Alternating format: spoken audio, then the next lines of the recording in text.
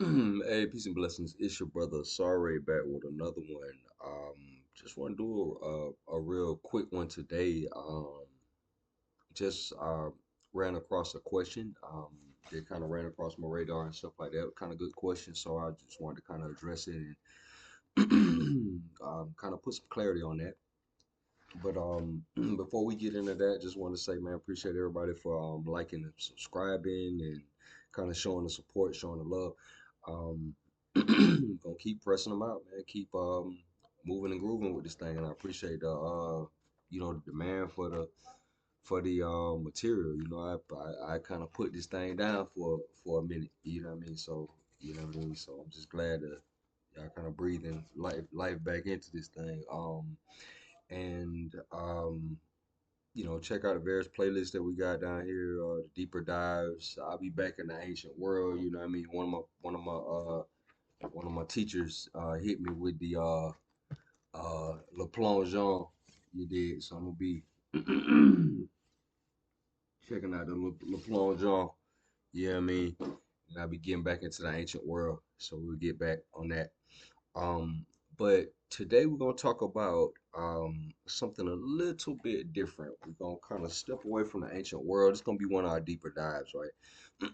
So the question that kind of ran across my radar was, what is the difference between the experiential and neuro-linguistic programming, right?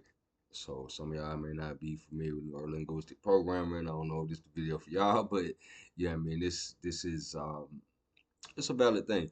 That's a valid question. What is the difference between the experiential and neuro-linguistic programming? So, neuro-linguistic programming, just a short definition. We do Google AI for all our light lifting on these type of things. Um, NLP, as it's commonly called, neurolinguistic programming, an approach to communication, personal development, and psychotherapy that focuses on the relationship between neurological processes, language, and behavioral patterns, with the aim of helping individuals achieve specific goals and improving their lives. So that's the you know, 1 minute, elevator conversation definition of NLP. Um, and I'll honestly say that with NLP, the it's a useful method and everything, but um, the experiential is a lot simpler than NLP. NLP has a lot more moving parts, and it's a couple of different versions of it or whatever. It's I don't have anything bad to say about it. I mean, I know a few people who use it or kind of swear by it or whatever case may be, and it works for them or whatever case may be, and I don't have anything bad to say about it. However, with the experiential, it's a lot simpler than NLP. However, there is a bit of overlap as far as many of the concepts in general with NLP, as well as with hypnotism. You see what I'm saying? NLP and hypnotism, you're going to see a lot of overlap in some of the concepts that you will run into with the experiential because, in essence, the experiential is an epistemology. It's a system of solving problems. It's like studying knowledge, studying consciousness, that type of thing, or whatever case may be. It's an epistemology. It's a way you solve problems. So it's going to have overlap with other systems that kind of study and analyze consciousness.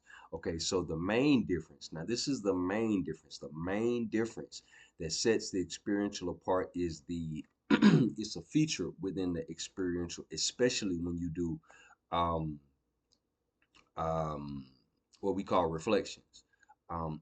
It's a collapse of what's called the subject-object divide, right? Um, in NLP or hypnotism, right?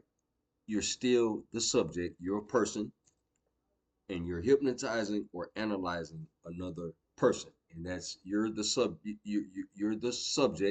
and they're the object, right? So that you always have that orientation in regards to NLP, hypnotism, anything like that. Okay, so in philosophy, this and just to kind of go into the subject object divide, in philosophy, the subject object divide refers to the distinction between the subject, right, the knower or the I, you see what I'm saying, and the object, you see what I'm saying. or thing to be known. Let's say this, this is, a piece of quartz or whatever case may be. Let's say that's the thing to be known. This distinction is fundamental to understanding how we perceive and interact with the world. So the subject, object, the me and the you, the self and the others. You see what I'm saying? No coincidence. The series True Master, the books, self to self, self to others, others to self. But the self and the others, or whatever case may be, that's the subject object divide. Okay. Um, Now, some philosophers like Hegel have explored the possibility of transcending or collapsing the subject object divide, suggesting that the two are not entirely separate. So, if you recall, several conversations several videos that we've done, um, I'll sprinkle little things on you like, there's only one thing, and refer to everybody as the true and living. You see what I'm saying?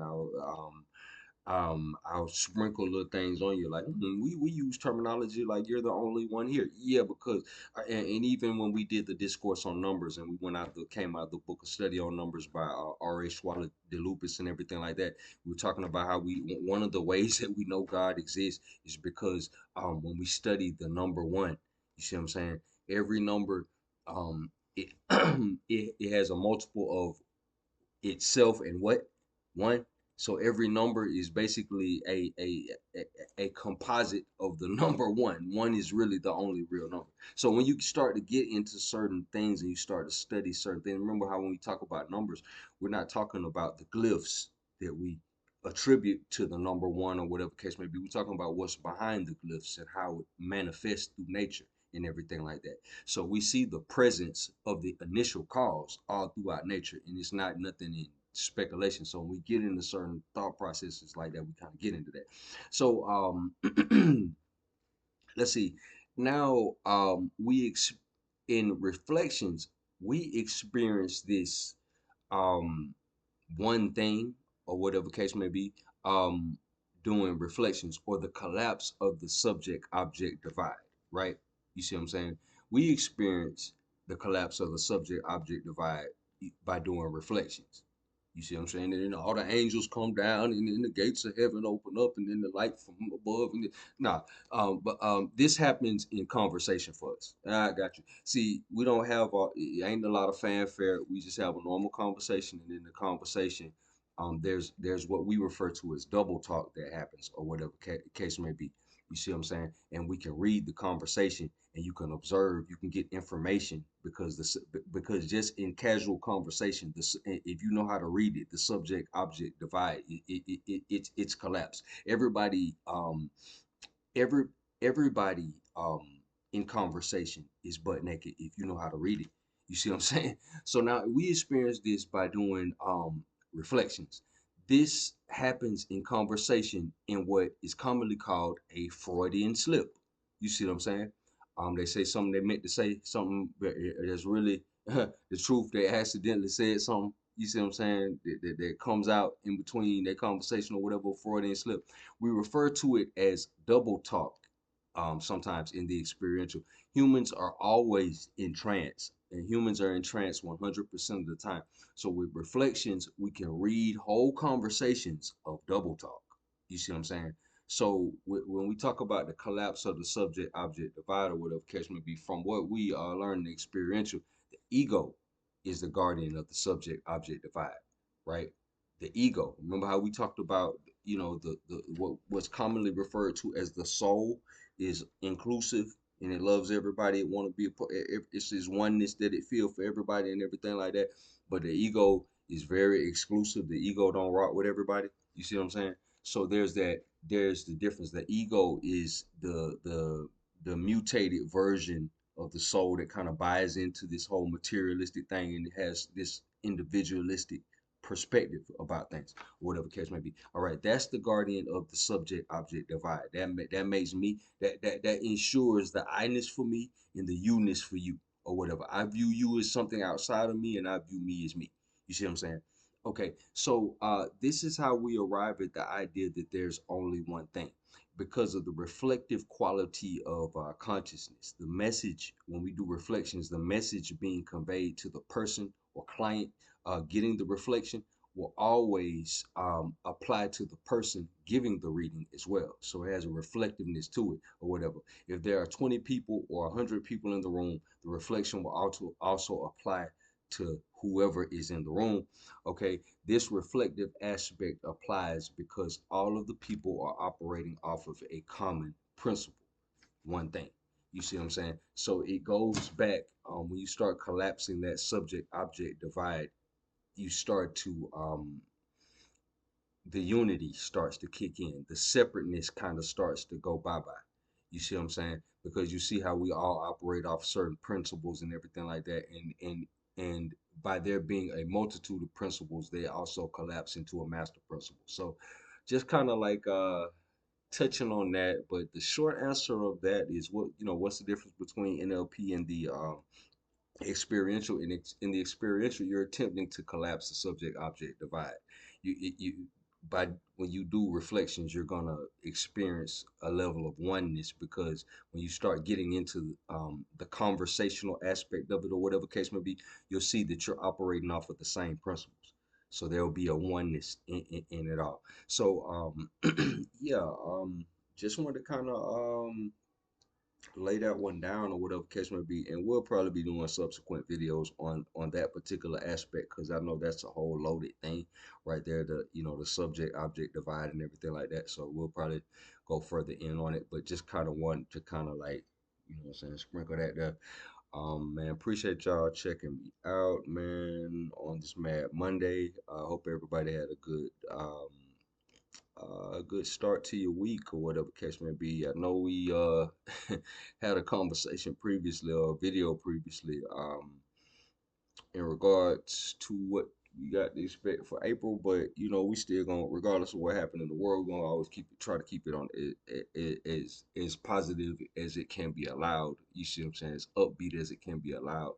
Um, yeah, I mean, without being without ignoring obvious things that we need to pay attention to. But we're gonna try to keep it on the upbeat side or whatever. But man, appreciate y'all checking me out. Peace and blessings, man.